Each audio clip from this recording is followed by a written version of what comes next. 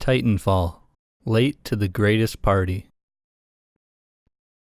Titanfall is my favorite online first-person shooter I have ever played. For some context, my previous favorite would have been either Call of Duty Modern Warfare 2 or Team Fortress 2. Unfortunately, I have yet to fully experience Counter-Strike Global Offensive, and I have no doubt it has great controls, but I tend to prefer over-the-top action movie-esque multiplayer shooters. The important thing here is that there is no other first-person shooter that does what Titanfall does. Before I go on listing the features of Titanfall, I want to start out by saying that I would have never played this game if it wasn't for Dan from Official Nerd Cubed on YouTube for making a couple videos about it long after its release.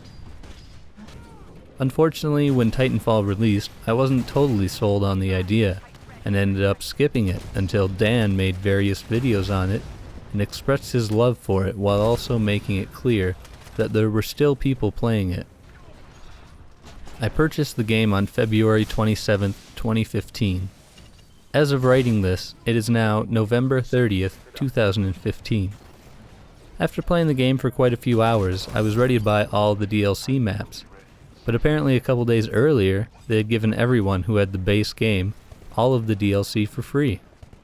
Now if you go onto Origin and buy Titanfall, you can get the game and season pass for $20 at regular price, unless there is a sale which will most likely bring the game down to $10.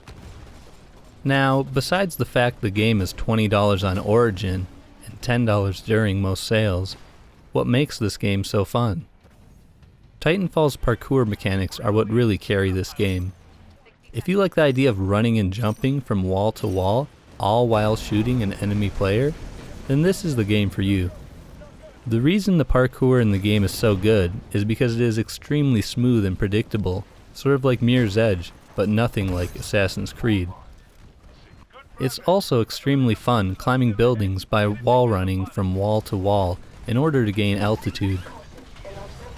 Obviously, Titanfall has Titans, as you can tell by all of the marketing materials, but the Titans proved to be a much needed break from the insanely high intensity parkour and shooting of the infantry combat.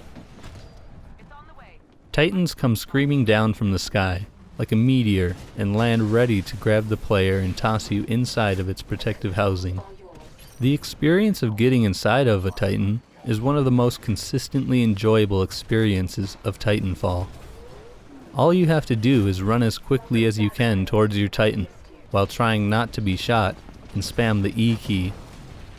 Once you are in range and press the E key, a very smooth and dynamic animation of your character getting inside of the Titan is played. I say dynamic because there are many context-sensitive animations for when you get into your Titan. For example, if you run at your Titan from behind and between its legs, your character will slide under the Titan, which will swiftly reach down and scoop up your character, placing them inside. Titans are very powerful, and can easily kill players by shooting them or completely decimating them with a massive metal punch. But the Titan versus infantry combat is well balanced with the default ability to cloak your character for a short time, which makes you completely invisible to Titans, but only slightly invisible to other infantry players.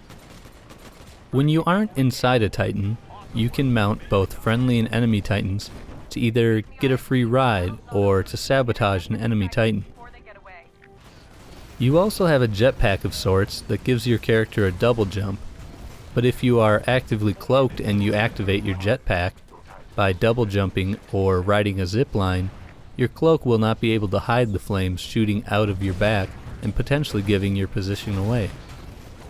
It's this level of attention to detail that makes Titanfall so special, especially at $20. If you recall the release of Titanfall, the biggest concern about the game was that the maximum number of players in a game was 12. This is still the case, but the small amount of players does not in any way hinder the enjoyment of the game's mechanics and combat. The reason for the players being limited to 12 is obviously due to the inclusion of Titans. and if you were to have 64 players on the current maps, it would be a clusterfuck simply by nature of the massive scale of Titans.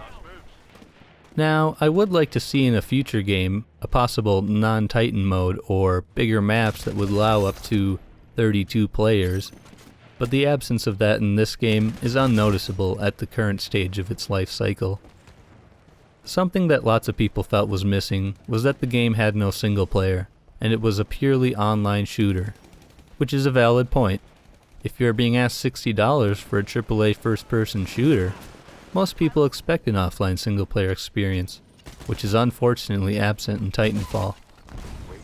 Also, the Smart Pistol is a very controversial gun in the game, considering it rewards inaccurate players, even if it can be beaten in a 1v1 against someone with a fast response and good aim. The biggest problem with the Smart Pistol is the dramatic difference in viability between its stock stats versus the upgraded Smart Pistol with enhanced targeting. The only way to unlock the enhanced targeting for the Smart Pistol is to get a certain number of player kills with it, which is insanely difficult to do because the stock Smart Pistol is practically unusable, whereas the upgraded one is very competitive. In a future sequel, I don't think anyone would weep over an absence of the Smart Pistol, or any guns that utilize auto-aim. In fact, I reckon most people would prefer that, myself included. Considering all of that, Titanfall is still my favorite multiplayer first-person shooter. I don't go through a single game without having my left leg furiously shake in excitement due to the fast-paced and intense combat you will find. You too may be late to the greatest party, but lucky for you, it's still alive and kicking.